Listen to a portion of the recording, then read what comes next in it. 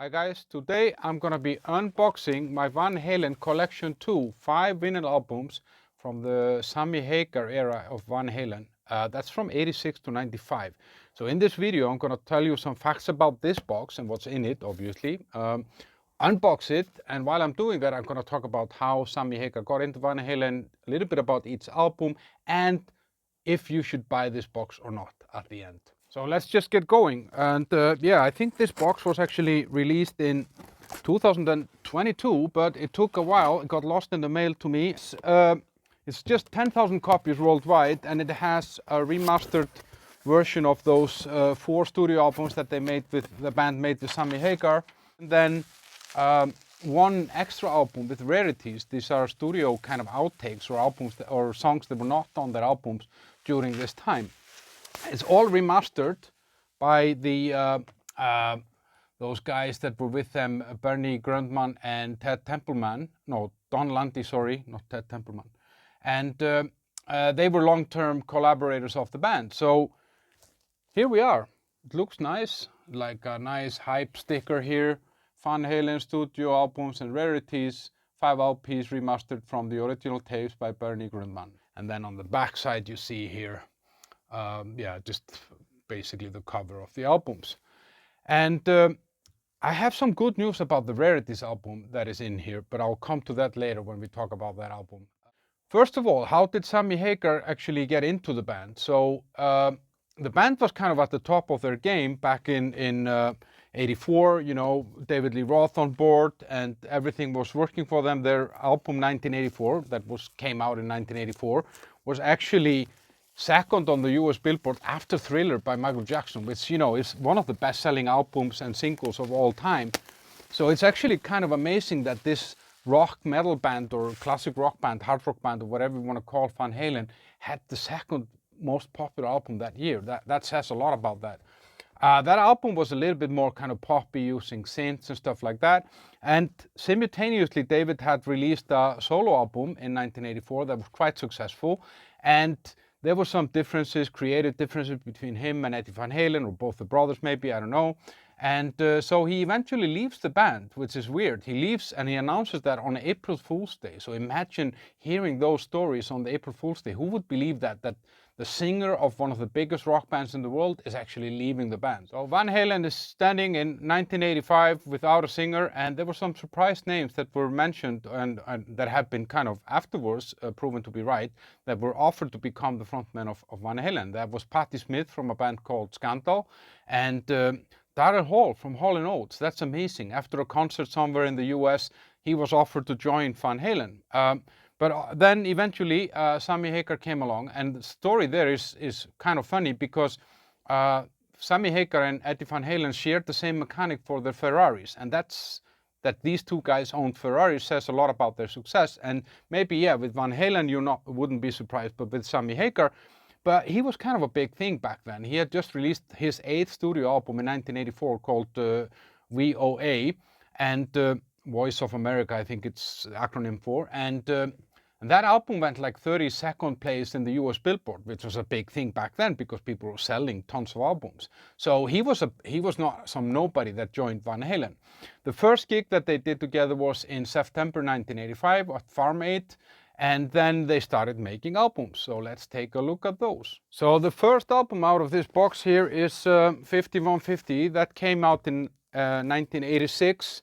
And yeah, I don't know if it shines a lot on it here, and here's the back. And I mean, obviously the music has changed, or the band changed with Sammy coming on board. I mean, there were hints of it on 1984, but it kind of went full on, kind of more polished, more melodic, more commercial somehow, and had kind of less of a raw edge that had been there when David Lee Roth was there. And you know, I don't know, like somehow Sammy had a different kind of, very different kind of voice. Here's the lyrics than David had, and more melodic for sure. A lot of people were happy with the band evolving like this, but also a lot of other people said that the band had kind of sold out. And that kind of proves that you can never really get it right for everybody. But it was a success. The change in sound was a success because Van Halen kind of remained as one of the biggest rock bands in the world, even that they had changed the frontman, and not from just some frontman, but from David Lee Roth to another guy. Me and this album, I mean, obviously I was 13 when this came out. I loved songs like Why Can't This Be Love? And I was into Dreams as well because of the guitar solo, but that love kind of faded. And then in later years, somehow this song Summer Nights became, I think it's called that, right? Summer Nights, yeah. That song became my thing somehow because there is such a cool guitar riff and stuff like that going on there. And it was a massive success. I mean, it sold 6 million copies in the US, made it to the first spot on the US Billboard. So yeah, huge thing for that band, and not a bad start for a new guy in the band. So the second album out of the box is OU812. And that album came out in '88, I think, right? And I bought that album back in Iceland. I remember buying it. I bought it from my own money. I was, at that time, I'm 15, and yeah, I had started making my own money. I mean, they stay loyal to the original. I think even the stickers on the vinyls are the same as it used to be. And so nothing has really been changed here. It's a little bit hard to get this in and out here. So this album was more kind of polished. I mean, when I bought it, I had no clue if this would be good or not. I was just kind of, you know, this back in the days when you didn't know anything about the albums when they came out. So I played it a lot. I mean, probably the most Van Halen album that I've played, or the album that I've played the most.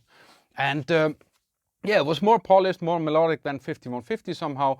And I feel that on this album somehow now in hindsight, that Eddie and the band were kind of embracing all the new technology, all the stuff that was there. And that kind of came at the cost of the rawness that maybe got people on in the first place.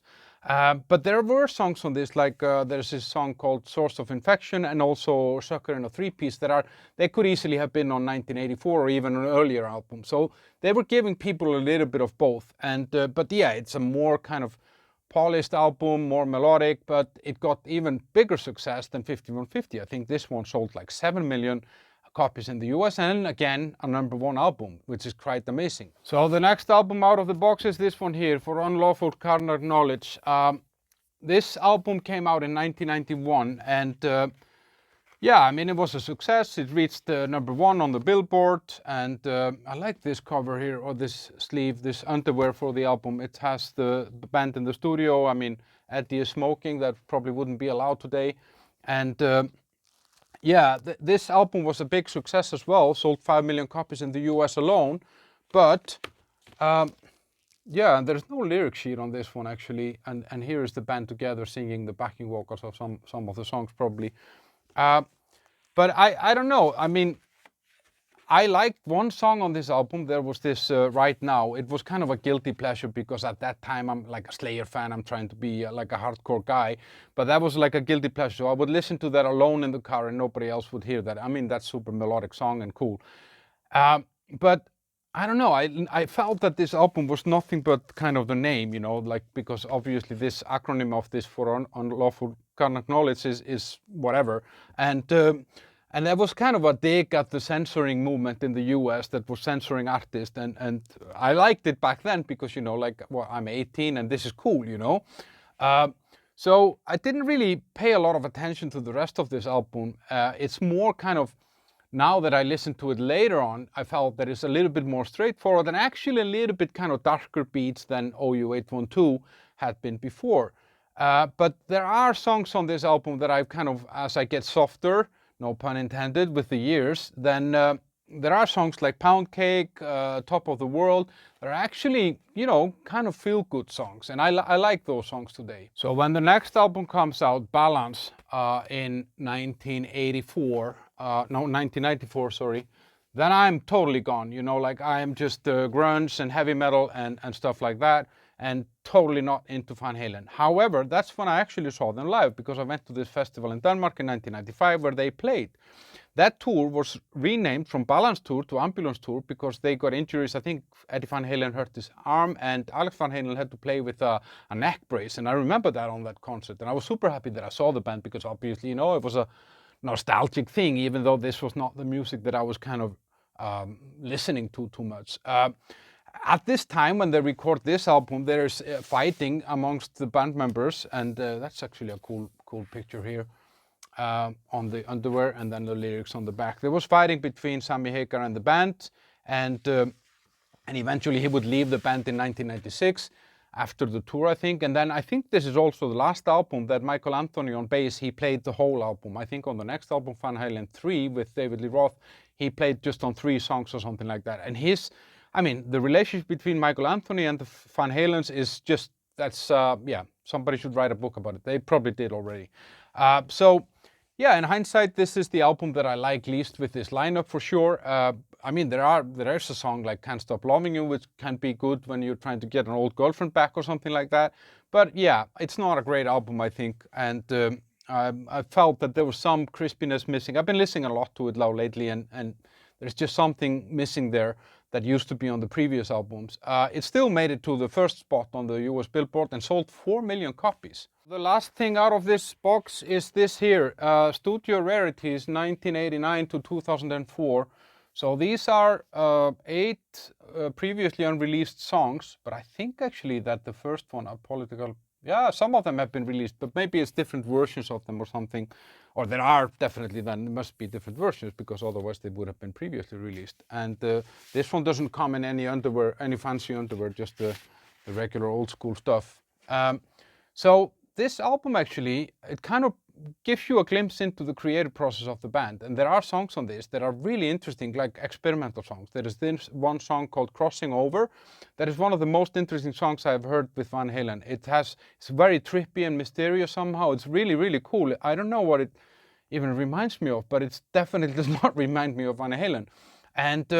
And then there is another one called Balucterium, I think, and that means some prehistorical wild beast or some almost like a dinosaur or something like that, which is pretty interesting and experimental as well. But there are some kind of good old normal Van Halen songs on there, like there is this Human Being as well that could have been on any of the other albums. And I told you at the start with this album here, I have good news about it, because a cool thing that the band did, they actually put this on Spotify. So I have a link to this Rarities album, and I mean, in a matter of fact, all the stuff is there, but a link in the first comment to this video to the Rarities album, there you can listen to it there, and you'll be surprised. There are some really cool stuff on there.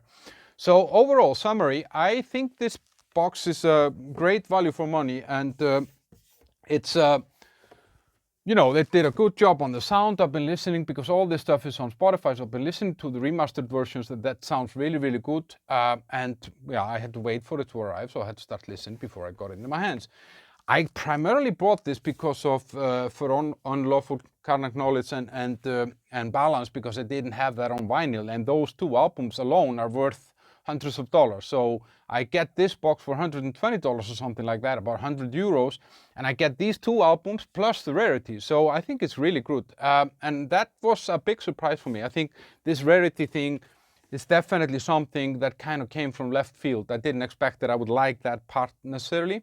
So I think overall, with this price and this value for money, any Van Halen fan or any collector should buy this. 10,000 copies worldwide. You're looking at a unique person, 1 out of 10,000 in the world, that has this box.